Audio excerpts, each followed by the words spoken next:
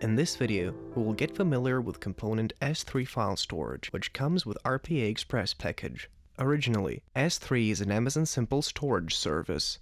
It has a web service interface that allows user to store and retrieve any amount of data at any time from anywhere on the web. RPA Express offers a local S3 file storage, which is installed and configured on your machine during RPA Express setup.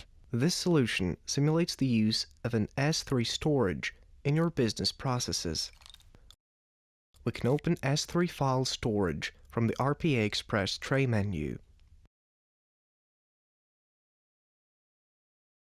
Upon login, you can browse the content of the S3 storage, create new buckets, or upload/delete files. From the recorder or control tower, you can use public bucket. If you want, you can create your own bucket. S3 file storage reflects local structure of files and folders inside directory c/RPA Express /WorkFusion /data /S3 /. So if you want to create a folder, build deep structure with files and folders, you may do it through the file system. Here are some typical uses of S3. BP or business processes gets input data file from S3 for processing. BP stores some intermediate data files on S3.